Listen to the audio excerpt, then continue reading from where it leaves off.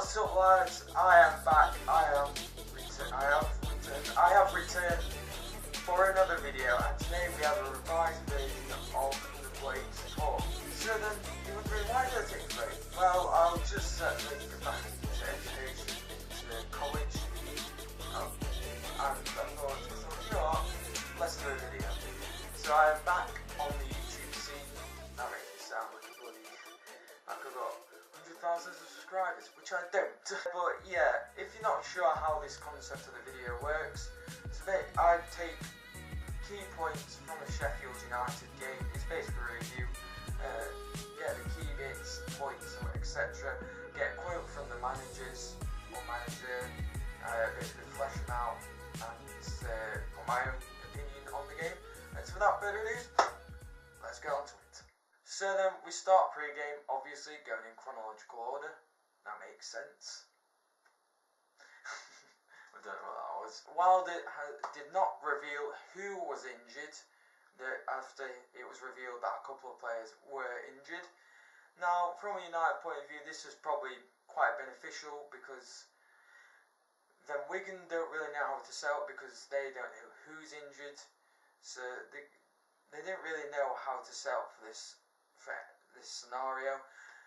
For us though, it was a bit of a blow, as it was Egan and Duffy who picked up injuries after the 1-1 draw with Stoke on Tuesday. The players that came in were McGoldrick and Stearman. Now this was a bit bold of Wilder, playing three strikers, one in a cam position, a slightly deeper role, that's where McGoldrick was playing, and then having a defender who hadn't kicked a ball this season in the league. It was quite a big decision to make, bearing in mind it was a big game as well. But both flourished in their roles. McGoldrick, not used to playing as a cam, but I feel like he did well enough to be the fulcrum between the attack and midfield, because Duffy, there's no one really better at the club at doing that. Egan had been probably our best defender, maybe O'Connell, you can argue, but Egan has settled in quite well. So Stearman stepped in and produced a decent performance on his return. Wigan were, well, faster out the blocks than Sheffield United, completely the opposite of what happened on Tuesday against Stoke. United were a bit pinned back. Wigan were playing the better football, but it was an own goal that gave Sheffield United the lead. Chris Basham's low-driven ball into the area, deflected off Dunkley, who could do absolutely nothing about it, and give United an undeserved lead. Is that the right word? Yeah, a slightly undeserved lead. It didn't really take Wigan that long to respond. Some nice play saw Kai Naismith equalise, with Dean Henderson getting something on it but unable to stop it and sending the away fans into raptures.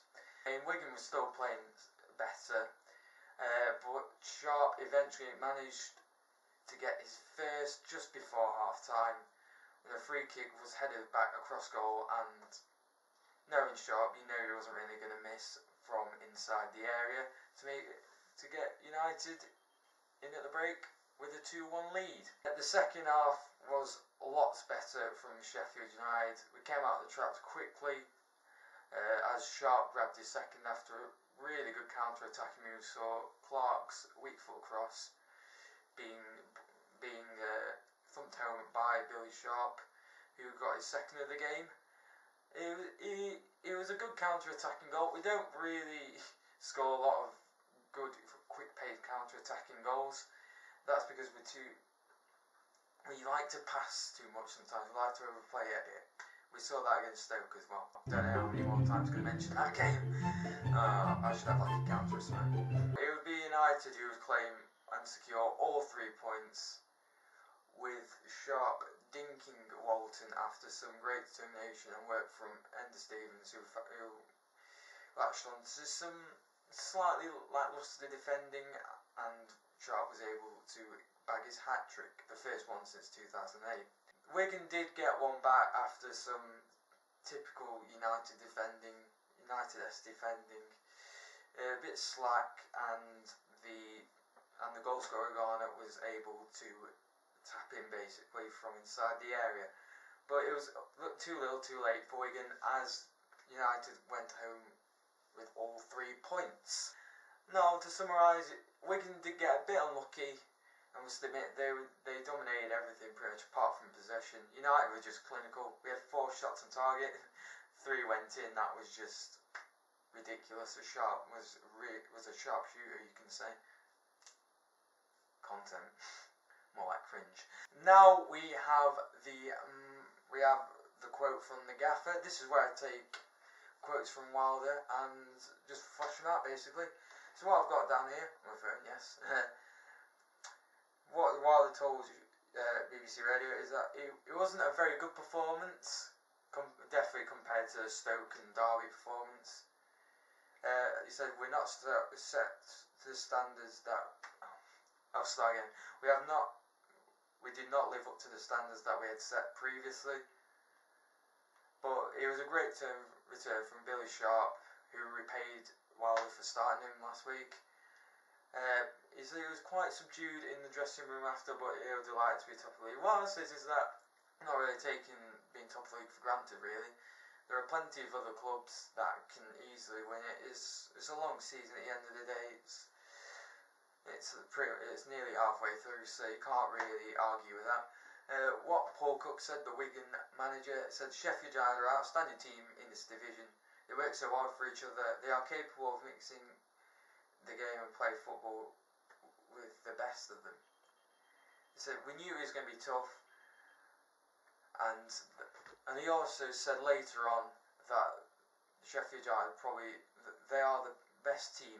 You've got your Leeds and Middlesbrough, you've got your individual players, but United are the best team in the division. They're the hardest away game to go to, which speaks volumes, really.